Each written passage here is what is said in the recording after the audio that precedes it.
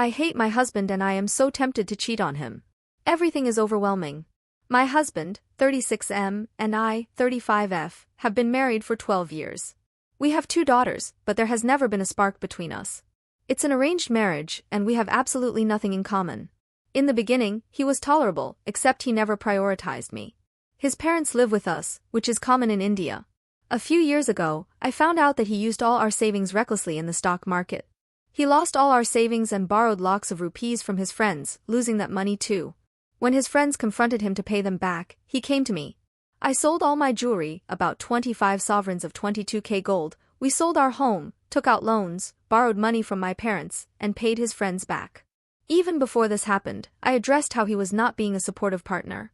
I was the only one taking care of all the chores, cooking for everyone, including his parents, cleaning the home, and taking care of our kids' studies while having a full-time job.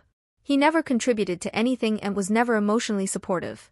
He always made fun of my looks, my teeth are a little crooked, and I'm short, which made me self-conscious to the point where I stopped smiling or laughing because I didn't want my teeth to show. Though I know I'm moderately attractive, not hearing it from my husband makes me feel terrible. Before I gave him my savings and jewelry, I made it very clear how he made me feel and how he was not being emotionally supportive. I also told him I wanted us to go to couples therapy. He promised to prioritize me and agreed to therapy. Everything was fine for a few weeks, but whenever I brought up therapy, he changed the subject. Eventually, we never went to therapy, and his pattern of emotional abuse resumed. He also started to beat me. When I told my parents about it, they simply asked me to adjust. His parents are of no use either. In these years, I paid my parents back, finished the loans by doing 3 jobs, several side hustles, and freelancing for a couple of years. I also saved up some more money, bought some gold, and concentrated on my career and kids as my relationship with him hit rock bottom. I gave up on it altogether. From time to time, I've told him that his lack of attention is making me feel attracted to anyone who gives me even the tiniest bit of attention. I've practically begged him for hugs and kisses and to take me on dates, not even fancy ones, as they'd be expensive.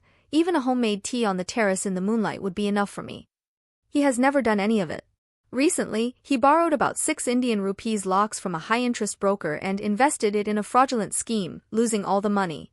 He again came back to me when things went wrong, and we sold all my jewelry again, used all my savings, and borrowed from my sister and parents. Divorce/separation is not an option as it costs lakhs and a lot of time, both of which I don't have. I also don't have anyone to support me financially if I quit my job to take care of my kids. If I go to work, there will be no one to take care of my kids. There's a friend who is being flirtatious with me, and I'm so tempted to reciprocate. I don't know what to do. Editing to add some more information. 1. My kids are 11 and 6. The main reason I stay in this marriage and home is to provide a safe space for them with proper adult supervision. 2. They come home from school a few hours before I return from work. I can't bear the thought of them being alone during that time. As a journalist, I've reported on several crimes, including sexual abuse against children. I might be paranoid, but I don't want to take any risks. 3. I don't plan on cheating on my husband. It's just that. I sometimes feel tempted, especially on days when he treats me more badly than the others. 4. I gave him all my money twice, hoping it would show how much I value our marriage and encourage him to change. I wish I were strong enough to just walk away at least the second time. 5. I don't even have enough money to cover the monthly EMIs for loans I took to bail him out the second time and for my kids' school fees. I'm on an extremely tight budget and can't afford to move out or divorce him right now. 6. He has a well-paying job, and his loan EMIs for paying back friends from his first investment will be finished in a couple of months. I keep thinking that since I've waited this long, I might as well wait 2 more months so I can live more comfortably. Why ruin that now?